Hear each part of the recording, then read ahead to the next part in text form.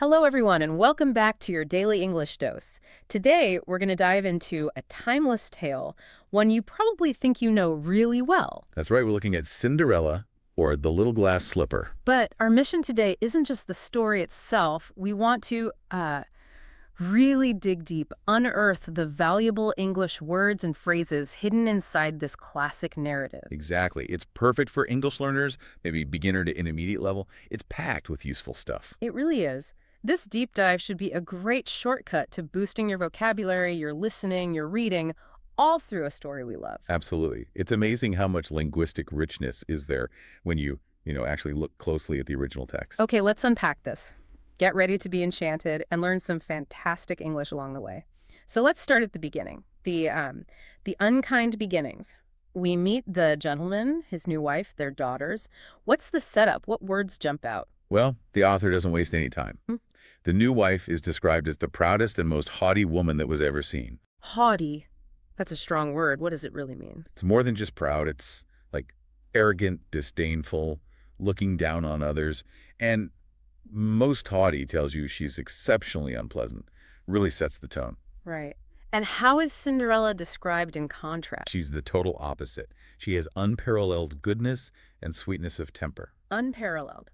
So unmatched. Unique. Exactly. Her kindness is special. And sweetness of temper, that's such a lovely phrase for being gentle, kind, patient.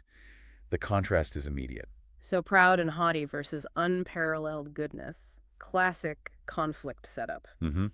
And the text says, no sooner were the ceremonies of the wedding over, but the stepmother began to show herself in her colors. Ah, to show oneself in one's true colors. That's a great idiom, isn't it? It is. It means revealing your real character, and it's Yeah. almost always used negatively, like she dropped the act immediately. And Cinderella's goodness. That actually made things worse with the stepmother. Weirdly, yes. It says her goodness made her own daughters appear the more odious. Odious, another strong one. What's that implying? It means extremely unpleasant, even repulsive, Mhm. hateful. Shows you the jealousy there. Wow. So because of this, Cinderella gets stuck with the worst jobs. Yep. She was employed in the meanest work of the house. Now, meanest here doesn't mean unkind. Right, it means like lowest status, humblest. Exactly. The dirtiest, most basic tasks, scrubbing, cleaning ashes, that sort of thing. And her living situation sounds awful too. Deliberately so. Yeah. She scoured the dishes. Yeah. Scoured means rubbing really hard, tough work. Right. And she slept in a sorry garret upon a wretched straw bed. Sorry meaning poor quality, shabby. And wretched just means miserable, dreadful. Paints a pretty grim picture. And her father, couldn't he help? Tragically, no. He says, the poor girl bore all patiently and dared not tell her father, who would have rattled her off, for his wife governed him entirely. Okay, let's break that down. Bore means endured. Yes, past tense of to bear. She put up with it. Dared not means she lacked the courage. And rattled her off. That sounds old-fashioned. It is. It means scolded severely, reprimanded her, shows the father was scared of his wife's reaction too, and governed him entirely, leaves no doubt the wife was completely in control. So Cinderella was totally alone. It's heartbreaking. And speaking of her conditions, that leads to her name, doesn't it? It does. A nice bit of word history here. Yeah. When she had done her work, she used to go into the chimney corner and sit down among cinders and ashes, which made her commonly be called Cinderbreech. Cinderbreech. Wow. But the youngest called her Cinderella. So her famous name comes directly from the cinders and ashes of her hard life. That's fascinating. From suffering to iconic name. And even then, it mentions her appearance. Yes, notwithstanding her mean apparel, again, meaning poor quality, and apparel meaning clothing, she was still beautiful.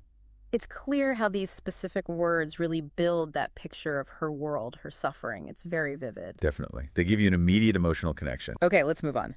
Things get shaken up with the royal ball. This must change everything, especially for the stepsisters. How do they react, and what does it mean for Cinderella? Oh, the ball is a massive turning point. And the language really reflects the excitement and effort.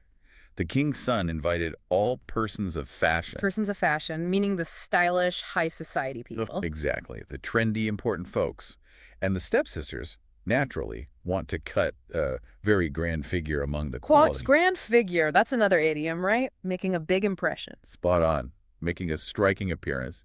And the quality just means people of high social rank. So they were excited about the invitation. Understatement. They were mightily delighted Yeah. and wonderfully busy in choosing out such gowns, petticoats, and head clothes as might best become them. Mightily and wonderfully, just meaning very or extremely. Yep, great intensifiers. Choosing is just an old spelling of choosing. And petticoats and head clothes are specific clothing items from that time. Shows how elaborate it all was. And all this frantic preparation. More work for Cinderella, I assume. Of course, this was a new trouble to Cinderella, for it was she who ironed her sister's linen and plaited their ruffles. Plaited means braided or sold it into pleats. Very fiddly work. Mm-hmm. They even discuss making amends for outfit choices. To make amends for that is a great phrase, meaning to compensate. And they hired help. Sent for the best tire woman to make up their headdresses and adjust their double pinners. A tire woman, what's that? A specialist. Someone who made or styled fancy headdresses. And pinners were a type of cap, so double pinners were probably extra fancy. Shows their vanity. It sounds like total chaos and obsession, and then they actually mock Cinderella about going. Oh, yes, they asked Cinderella, would you not be glad to go to the ball? Ah, said she, you only jeer me. It is not for such as I am to go thither. To jeer someone, to make fun of them, mock them. Right, rudely. And thither, there's another old word for you, just means to that place. Cinderella's reply is so humble, so resigned. But she still helps them get ready, despite everything. She does. The text says anyone else would have dressed their heads awry, crooked or messy out of spite. But she does a perfect job. Right, good word. And once dressed, the sisters are transported with joy, just overcome with happiness.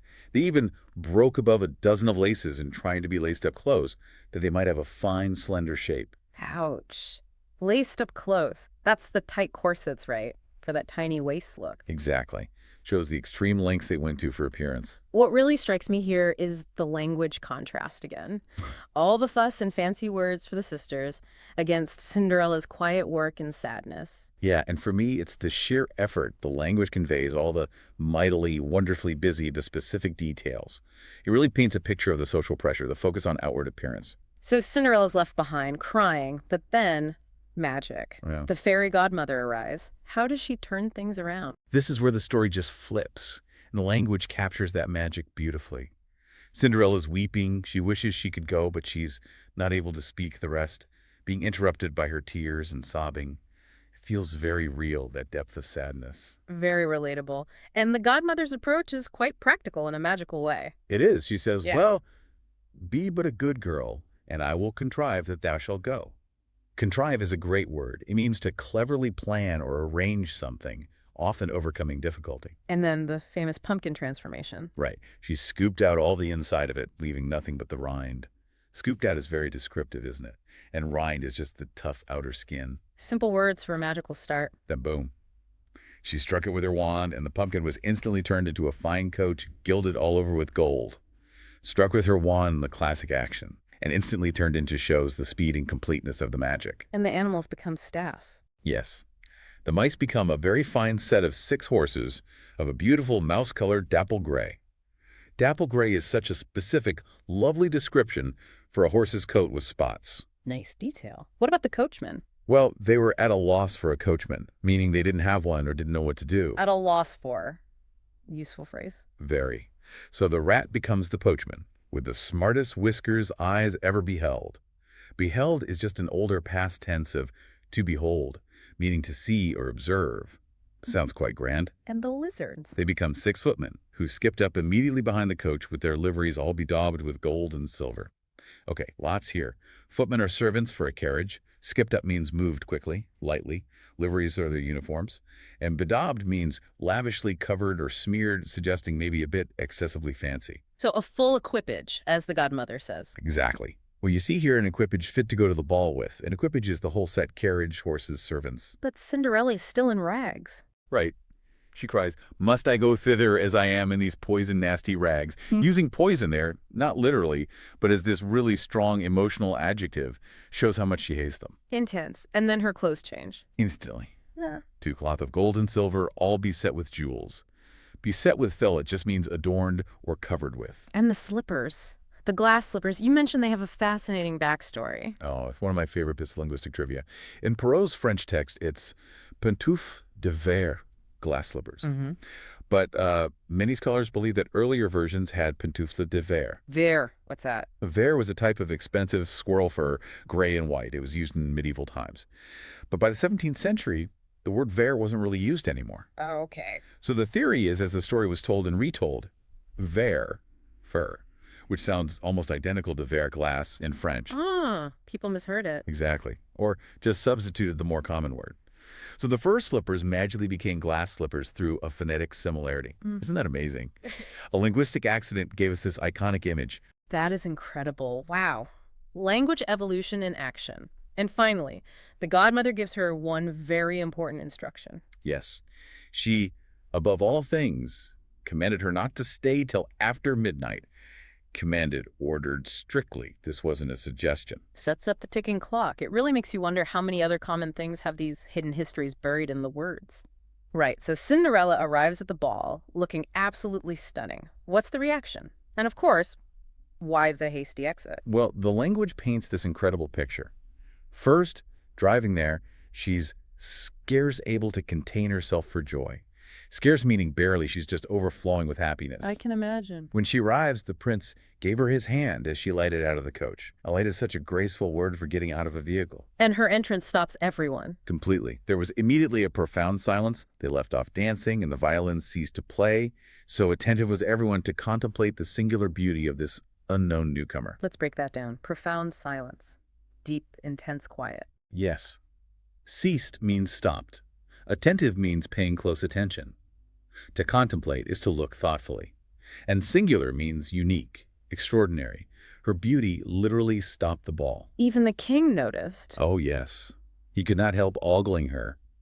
Now, ogling can sometimes have negative connotations today, but here it likely means staring with intense admiration, maybe a bit amorously. And the ladies, what did they think? They were busied in considering her clothes and headdress that they might have some made next day after the same pattern.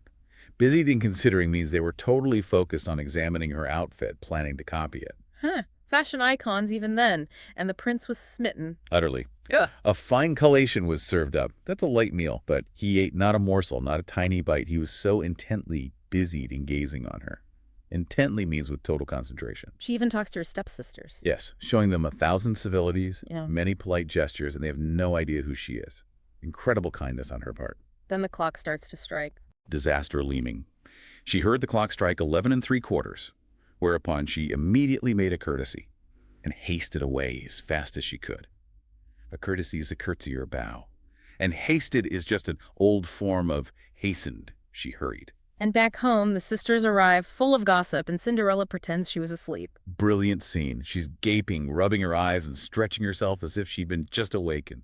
Such a vivid picture of faking it. Yeah, great description. They tell her the prince would give all the world to know who she was. Another idiom. Yep, would give all the world means, would do absolutely anything, pay any price.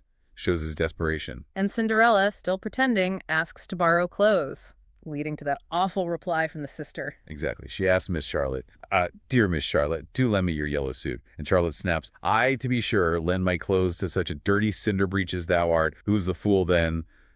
Just nasty. Oof. But Cinderella was actually relieved. Yes, she was very glad of the refusal, for she would have been sadly put to it if her sister had lent her what she asked for, jestingly. Sadly put to it means she'd have been in a really awkward spot, and she only asked jestingly as a joke. Clever. The next night, same thing happens. She nearly misses the deadline. And flees again. As nimble as a deer. Lovely simile, meaning super quick and agile. And the guards see her leave this time. Yes, but they describe her as a young girl very meanly dressed, poorly dressed again, and who had more the air of a poor country wench than a gentlewoman. Wench is an old term for a young woman, often lower class. Shows the contrast again. That contrast between her appearance at the ball and her escape is just so dramatic. The language really highlights it. It does. And for me, it's the dramatic irony that's so delicious. We know who she is, but nobody else does. The language plays with that tension perfectly. Okay, the climax. The lost slipper. This tiny thing changes everything. How does the prince find her? And how is she finally revealed? Right, this is the payoff. After the ball, Cinderella asks her sisters if they'd been well diverted. That's a polite, slightly formal way to ask if they had a good time, if they were entertained. Nice phrase. And the prince starts a search. Officially. He caused it to be proclaimed by sound of trumpet that he would marry her whose foot this slipper would just fit. Proclaimed means announced publicly, formally. Big news. And they try it on everyone. Everyone at court. Princesses, duchesses. But in vain. That phrase, in vain, meaning without success, builds the suspense. And the stepsisters obviously tried desperately. Oh, they did all they possibly could to thrust their feet into the slipper, but they could not affect it. Thrust really push hard. And affect it means achieve it, make it happen. No luck. Then Cinderella asks to try, and they laugh. They burst out a laughing and began to banter her. Burst out a laughing, sudden, loud laughter. And banter usually means playful teasing, but here it's definitely cruel mockery. But the gentleman conducting the search is fair. He is. He looked earnestly at Cinderella. Earnestly meaning seriously, sincerely. He takes her seriously. And when she tries it, It fits perfectly. like magic. It fitted her as if it had been made of wax. Beautiful simile for a perfect custom fit. And the sister's reaction? Total shock. The astonishment was excessively great, but still abundantly greater when she pulls out the other slipper. Excessively, abundantly, really strong adverbs emphasizing their huge surprise. Overwhelming shock. And then the godmother appears again. One last touch. Yeah.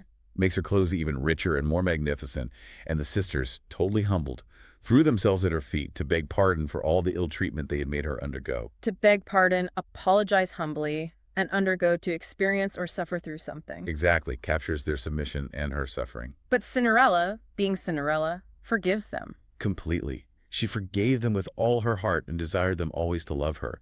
Forgave with all her heart, total sincerity. Desired means wished or asked for. Incredible grace. Amazing. And the prince is thrilled. He thinks she's more charming than ever. Charming means delightful, pleasing, and she even finds husbands for her sisters. Gives them lodgings, a place to stay in the palace, and matched them, arranged marriages with lords. Wow. That ending really uses powerful words to show the shift in fortune, the forgiveness, the reward. It really does. The language amplifies the emotional weight of the reveal and the resolution. It's not just what happens, but how it's described. Now, beyond the story and the vocabulary, the original text actually includes specific morals. What do these tell us about the deeper message? That's a great point. Often these old tales came with explicit lessons. The first moral here says essentially that beauty is a treasure, yes, but that rare quality called grace exceeds by far a handsome face. So inner qualities, grace, elegance, kindness, good character are more important than just looks. Exactly. It argues that inner substance, true grace, is far more valuable and has a greater impact than superficial beauty. A message that still holds up, I think. Definitely timeless. Right. And there was a second moral. Yes, and it adds a layer of practical caution. It says having advantage is good, but none of these will prove if godmothers and sires you disobey, or against their strict advice too long, you stay. Ah, so it connects directly back to the midnight deadline. Obey advice, follow the rules. Precisely. It warns that even with gifts and opportunities, ignoring guidance or rules like staying too late at the ball can undermine everything. It values prudence and self-control alongside inner goodness. Interesting. So it's not just be good, but also be wise and listen. Both tie back nicely to the story's events and that overall theme of goodness triumphing, but with added dimensions. Absolutely. They remind us that these stories weren't just entertainment. They were carriers of cultural values, offering lessons about character, behavior, and consequences, all embedded within the narrative and its language. Wow, what an incredible journey through Cinderella. We've really taken that deep dive and hopefully unearthed some linguistic treasures for you all. Lots of great English words and phrases there. It really makes you think, doesn't it? Which brings up a final question for you, our listeners. Yeah. How does engaging with stories like this, really looking at the words and messages, change your experience of learning English? Does it make it more, well, enjoyable, more meaningful? Something to mull over, definitely, as you continue your English learning adventure. We really hope you enjoyed exploring this beautiful tale and its language with us. If you did, please give this video a big thumbs up and let us know what your favorite part of the story, or maybe your favorite new word, was in the comments below. And of course, don't forget to subscribe for more English stories and lessons from your daily English dose. Thanks so much for watching, and we'll see you in the next one.